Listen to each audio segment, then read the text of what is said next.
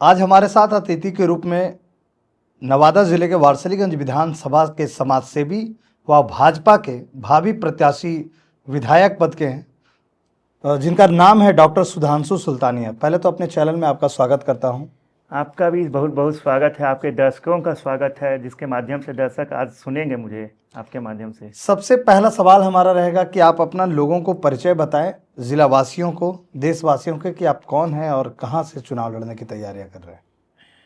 नमस्कार दर्शकों, मैं डॉक्टर सुधांशु सुल्तानिया वारसलीगंज विधानसभा क्षेत्र के वारसलीगंज नगर का निवासी हूँ और दिल्ली में मैं प्रोफेसर हूँ समाजशास्त्र का, और दिल्ली भाजपा ओबीसी मोर्चा का दिल्ली प्रदेश संयोजक हूँ। पॉलिसी एंड रिसर्च डिपार्टमेंट का संयोजक हूँ दिल्ली भाजपा में। और वारसलीगंज में मेरा जन्म हुआ था। वारसलीगंज में हमने मैट्रिकुलेशन किया, वारसलीगंज में हमने इंटरमीडिएट किया और वारसलीगंज में ही एस.एन. सिन्हा कॉलेज से हमने ग्रेजुएट किया। ग्रेजुएट करने के बाद हम दिल्ली चले गए थे यूपीएससी की तैयारी करने के लिए, और 2 टाइम्स हमने यूपीएससी का इंटरव्यू मेंस क्वालिफाई करके इंटरव्यू तक पहुंचा, इंटरव्यू दिया यूपीएससी का। और जब यूपीएससी में नहीं हुआ तो मेरा सिलेक्शन फिर यूजीसी नेट जेआईएफ में क्वालिफाई हो गए। फिर हमने पीएचडी किया समाजशास्त्र में, और समाजशास्त्र में जो पीएचडी का मेरा टॉपिक था वो था विधवाएं।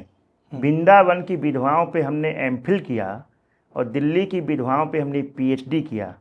पूरे इंडिया में मैं एकमात्र ऐसा समाजशास्त्री हूँ जिसने सोशोलॉजी सब्जेक्ट में विधवाओं पे पीएचडी की है। ये मेरा सिंगल पर्सन में हूँ पूरे इंडिया में।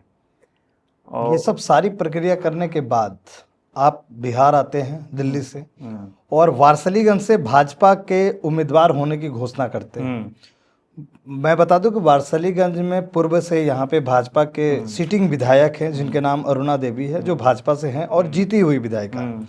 ऐसे में भाजपा के लोग, भाजपा के पार्टी के लोग आप पे कैसे विश्वास करेंगे और सीटिंग विधायक को छोड़कर आपको कैसे दावेदारी देंगे और कैसे आपको सीट देंगे, टिकट देंगे? देखिए, विधायक बनने का मुझे कोई शौक़ नहीं था, लेकिन वारसलीगंज की ज़मीन पे हमने उसकी मिट्टी में पले हैं और वहाँ का पानी पिया है, वहाँ का नमक खाया है, तो हमने निस्वार्थ सेवा वारसलीगंज की किया।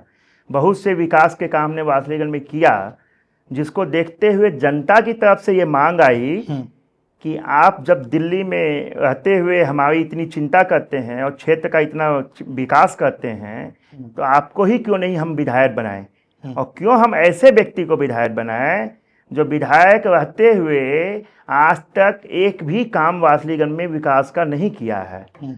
तो हम लोग तो परेशान हैं 1995 से ही। 2 अपराधी और 2 बाहुबलियों के बीच में वारसलीगंज की जनता सैंडविच बन के पिसा रही है। तो जनता तो इतनी परेशान है वारसलीगंज की कि वो सोच भी नहीं सकते। मैं आपको पीछे थोड़ा बैकग्राउंड ले जाना चाहूँगा।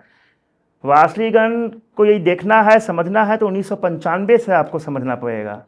1995 से पहले वारसलीगंज गौतम बुद्ध की शांति प्रिय जमीन थी, भूमि थी, लेकिन 1995 में वारसलीगंज की शांति को नज़र लगी और वारसलीगंज पूरे बिहार ही नहीं पूरे देश में क्राइम में नंबर 1 पे आ गया।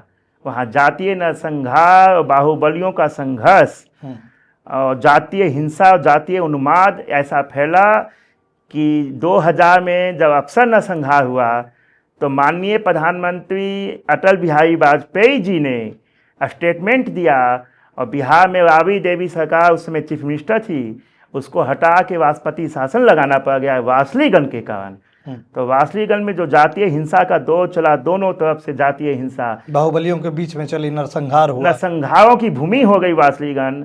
ऐसा कोई महीना नहीं होता था जिस महीने में 2 नरसंहार नहीं हुआ करते थे। और इस तरह से वारसलीगंज की में व्यापार ख़त्म हो गया, शिक्षा ख़त्म हो गई, एजुकेशन ख़त्म हो गया। लोग 6 बजे के बाद घरों से बाहर निकलना बंद कर दिए। उस पृष्ठभूमि में 2000 में अरुणा देवी, जो अभी सिटिंग विधायक हैं, इंडिपेंडेंट चुनाव लड़ी, तो जनता ने भय से, आतंक से उसको 2000 में जिता दिया इंडिपेंडेंट। उसके बाद वो गई लोजपा में चली गई 2005 में फरवरी में जो चुनाव हुआ। लोजपा में वो बहुत कम मार्जिन से जीती, मात्र 8,000 वोटों से वो जीती, जबकि 2000 में वो 40,000 वोट से जीती थी इंडिपेंडेंट। आप देख लीजिए 5 साल में उनका ग्राफ कितना नीचे हो गया, 40,000 मार्जिन और 8,000 मार्जिन पे आ गई। दुर्भाग्य कहीं ना कहीं नकारा है जनता ने। हाँ, दुर्भाग्य से वो विधानसभा चल नहीं पाया और 6 महीने बाद ही पुनः विधानसभा का चुनाव हुआ बिहार में अक्टूबर 2005 में, तो ये चली गई कांग्रेस में। कहीं ना कहीं पलटी मारती हाँ, रही। पलटी मार दी, कांग्रेस में चली गई और कांग्रेस से ये चुनाव बुरी तरह से हार चुकी थी। फिर 2010 में भी इसने कांग्रेस से चुनाव लड़ा और 2010 में भी ये चुनाव हारी है, जीती नहीं है।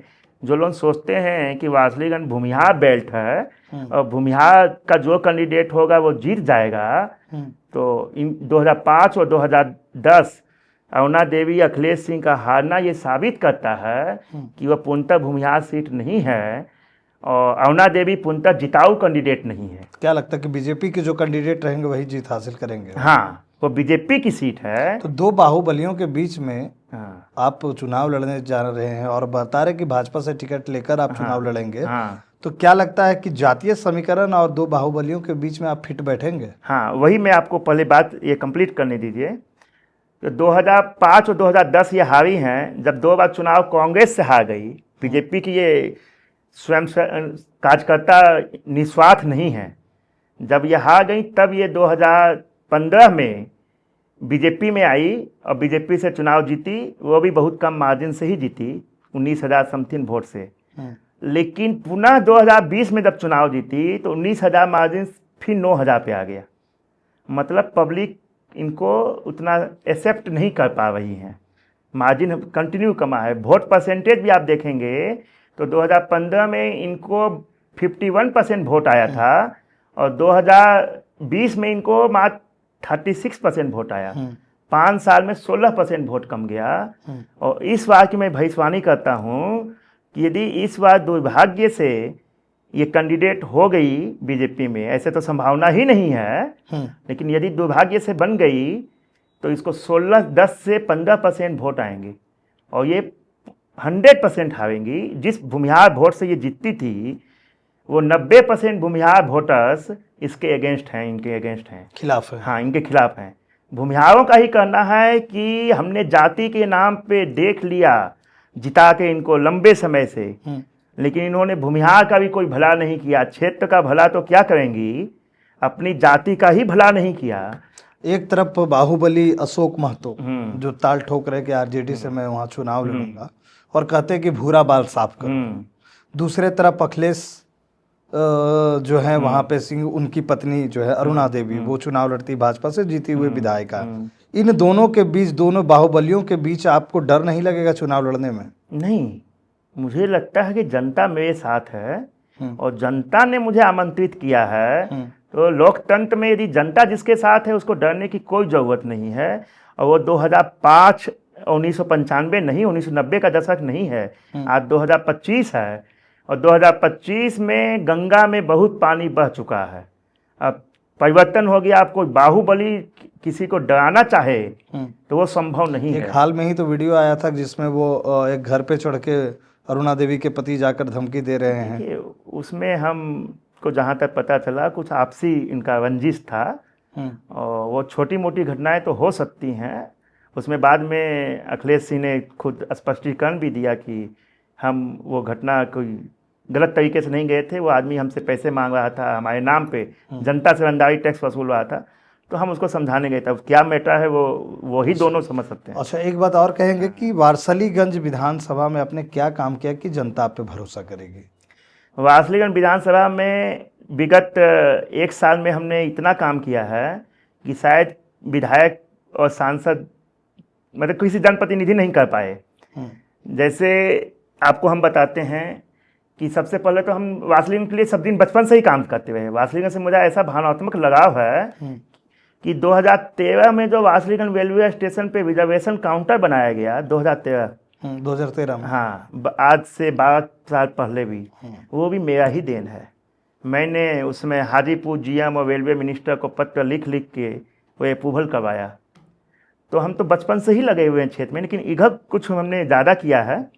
जैसे एक डंपिंग साइट था मालगोदाम के सामने, मेरे जन्म के पहले से वहाँ पे पूरे नगर पालिका का कचरा डंप किया जा रहा था और नगर पालिका के द्वारा ही किया जा रहा था, जिससे स्टेशन के सामने, रेलवे स्टेशन के सामने, मालगोदाम के सामने पूरे शहर में उतना अंबार लग चुका था कचरा का, और बदबू और मच्छर से समस्या से परेशान थे लोग।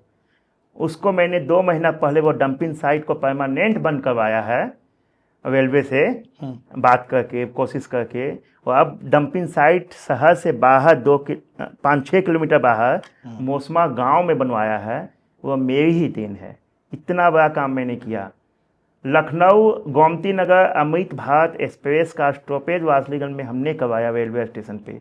और आज भी वासलीगंज रेलवे स्टेशन से 10 ट्रेनें ऐसी हैं जो गुजरती हैं, लेकिन वासलीगंज में स्टॉपेज नहीं है। मैंने बहुत ही मुश्किल से गोमती नगर, मालदा गोमती नगर अमृत भारत एक्सप्रेस का स्टॉपेज करवाया। विधायक ने तो कुछ नहीं किया, विधायक वहाँ के कुछ नहीं किए। कुछ नहीं। अच्छा, आपका एनडीए का सरकार अभी है बिहार में, तोड़ के मरोड़ के चला रही है, डबल इंजन की सरकार कहते हैं उसे। डबल इंजन की सरकार होने के बाद भी पलायन नहीं रुक रहा, रोजगार बिहार में नहीं, ऐसा आरोप लगता है। तो रोजगार, पलायन, शिक्षा, स्वास्थ्य पर क्या सोचते हैं आप, कैसा विचार है आपका? देखिए, मेरा अपने क्षेत्र को लेके, क्योंकि मैं भी विधायक लेवल पे काम कर रहा हूँ, तो मैं सबसे पहला काम करूँगा, मैंने एक घोषणा पत्र भी जारी किया है सोशल मीडिया पे 40 पॉइंट का मैनिफेस्टो कि जीतने के बाद हम क्या करेंगे। तो उसमें 40 पॉइंट में पहला पॉइंट मेरा है कि वासलीगंज में एक कृषि आधारित उद्योग लगाएंगे, जिससे कि चीनी मिल हुआ करती थी वासलीगंज में ब्रिटिश टाइम से, और वासलीगंज नवादा जिला ही नहीं पूरे मगध प्रमंडल का सबसे विकसित शहर हुआ करता था आर्थिक रूप से। वो चीनी मिल बंद हो गई 1992 में, लालू यादव की सरकार ने ही चीनी मिल बंद करवाई थी। जब से 1992 के बाद से ही वासलीगंज में अपराध का उद्भव हुआ, जब से चीनी मिल बंद हुआ। तो जब चीनी मिल बंद हुआ तो यहाँ बेरोजगार हो गए, बेरोजगार होकर लोग हथियार उठा लिए और अपराध की ओर चले गए। जो कुछ अच्छे थे, इंसान थे, जो हथियार नहीं उठा पाए, वो पलायन कर गए। तो अब मेरा एजेंडा है कि वहाँ कृषि आधारित उद्योग ही लगना चाहिए, जिससे किसानों को, मजदूरों को फायदा होगा। एक तरफ दलितों के मसीहा मानते हैं अशोक यादव अपने आप, अशोक महतो, दूसरे तरफ अरुणा देवी, बाहुबली जो उनके पति कहा लाते हैं, वो मानते हैं कि जितने भूमिहारों का वोट है उनको मिलेगा। तो ऐसे में आप कैसे लोगों के जातीय समीकरण में फिट बैठिएगा? मैं देखिए बनिया व्यावसायिक आदमी है। मैं बनिया कम्युनिटी से हूँ, व्यवसायी से हूँ, मारवाड़ी बेस से हूँ। मारवाड़ी हैं आप? हाँ। और मारवाड़ियों के विषय में लोग जानते हैं कि वे किसी से कोई कलह नहीं करते हैं, कोई रंजिश नहीं रखते हैं। तो किसी भी जात को, चाहे वो यादव हो, कुर्मी हो, कुशवाहा हो, दलित हो, हरिजन हो, चाहे वो भूमिहार हो, पंडित हो, ब्राह्मण हो, बनिया हो, उनको किसी भी जाति के किसी भी मतदाता को हमसे कोई जातीय समस्या नहीं होगी। तो अभी जो क्या होता है वासलीगंज में कि चूंकि यादव, कुर्मियों और दलितों की बहुत सी हत्याएं हुई थी 1995 से 2005 के बीच, जिसमें अरुणा देवी के पति अखिलेश सिंह का नाम सबसे ऊपर आता था। तो वो घाव अभी सूखा नहीं है। तो वो जो दलित हैं, यादव हैं, कुर्मी हैं, अरुणा देवी और अखिलेश सिंह के कारण वासलीगंज में भाजपा को वोट नहीं करते हैं।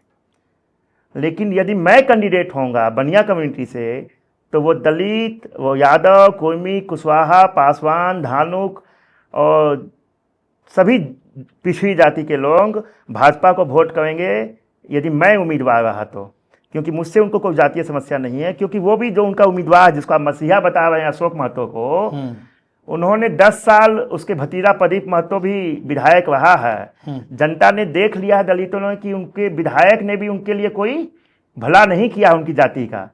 तो अपराधी से तो पूरा क्षेत्र परेशान है, चाहे वो अपराधी दोनों साइड में किसी भी साइड का हो। तो वो भी चाहते हैं कि हमें अपराधियों से मुक्ति मिले और कोई इंसान आदमी हमारे बीच में आए जिससे हम अपनी दिल की बातें कह सकें, तो वो हमें वोट करेंगे। वही सिचुएशन है भूमिहार में।